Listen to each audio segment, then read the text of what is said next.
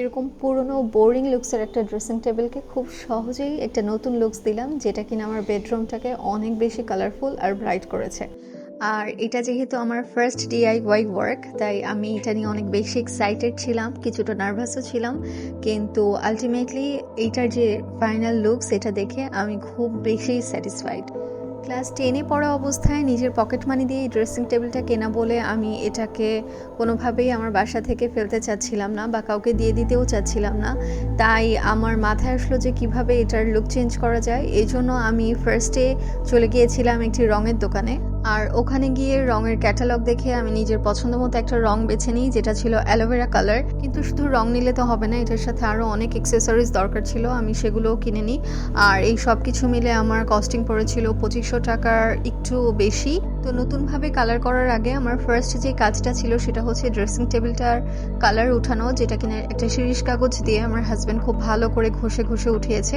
Cause আমি যদি এই জিনিসটা না করি, এই কাজটা না করি, তাহলে কিন্তু আমি পরবর্তীতে যে রংটা করতে যাব সেটা কিন্তু ভালোভাবে বসবে না আর ফিনিশিংটাও স্মুথ হবে না। আর এরপর আমরা যে কাজটা করেছি, মিররের চারপাশ দিয়ে মোটা করে স্কচ টেপ লাগিয়ে দিয়েছি, যেন কালার করার সময় মিররে কোনো কালার বা দাগ না লাগে। আর এরপর যে কাজটা করছি সেটা হচ্ছে আমি হোয়াইট কোটিং বা প্রাইমারের জন্য এখানে সাদা রং ইউজ করছি। আমি এক্স্যাক্টলি যে কালার সেটা চাচ্ছিলাম সেটা পাওয়ার জন্যই কিন্তু আমি কালার করার আগে হোয়াইট কোটিংটা করে নিচ্ছি।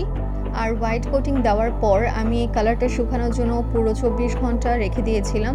এরপর রংটা শুকানোর পরে আমি অ্যালোভেরা কালারটা দেওয়া স্টার্ট করি। আচ্ছা, একটা ইনফরমেশন শেয়ার করি। যেহেতু আমি আমার এই ড্রেসিং টেবিলটাকে একটা প্রিন্টেড ডিজাইন দিতে চাচ্ছিলাম, কিন্তু মন মতো ডেকোপ্যাচ পেপার আমি পাচ্ছিলাম না। এই জন্য আমি যেটা করি, আমি আড়ং থেকে এই 3টা পছন্দ মতো র্যাপিং পেপার নিয়ে আসি।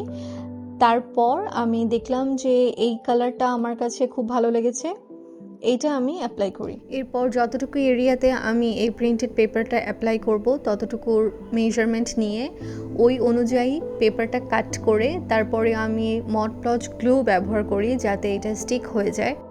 আর শুধু পেপার লাগানোর আগে না, পেপার লাগানোর পরেও কিন্তু আমি পেপারের ওপর মড পজ গ্লুটা একটু ব্রাশ করে দিই। এইটা আমি করেছি কারণ হচ্ছে এই গ্লুটা কিন্তু একে তো হচ্ছে ওয়াটার রেজিস্ট্যান্ট হিসাবে কাজ করে, আর তারপর হচ্ছে এই যে পেপারটা, এটা কিন্তু অনেক দিন ধরে এখানে স্টিক হয়ে থাকবে, মানে উঠে আসবে না। পেপারগুলোকে স্টিক করার পর আমি এটা চারপাশে হালকা ডিজাইন করার জন্য একটা অ্যাক্রিলিক কালার নিয়েছি, যেটার শেড ছিল কিছুটা পার্পল।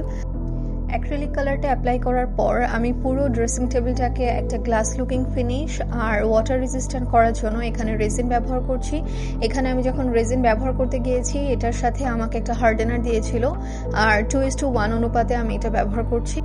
এরপর একটা তুলি ব্রাশের সাহায্যে আমি সব জায়গায় এই রেজিনটা আস্তে আস্তে করে অ্যাপ্লাই করে দিচ্ছি। এখানে কিন্তু খেয়াল রাখতে হবে যে খুব জোরে ব্রাশ করা যাবে না, তাহলে এই পেপারটা কিন্তু উঠে আসতে পারে এবং অ্যাক্রিলিক কালারের যে স্মুথনেসটা আছে এটাও নষ্ট হতে পারে।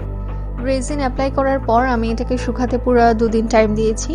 আর এখন যে লাস্ট স্টেপ সেটা হচ্ছে একটা ভার্নিশ স্প্রে ইউজ করা। এইটা ইউজ করার পারপাস হচ্ছে আমার পুরো ড্রেসিং টেবিলটার কালারটাকে লং লাস্টিং করা, সেই সাথে ডেকোপ্যাচ পেপারগুলোকেও লং লাস্টিং এবং ডিউরেবল করা, আর পাশাপাশি পুরো কালারটাকে বা পুরো পেইন্টটাকে একটা স্মুথ ফিনিশিং দেওয়া। এটা হচ্ছে আমার ওল্ড লুকিং ড্রেসিং টেবিলের নিউ একটা লুক।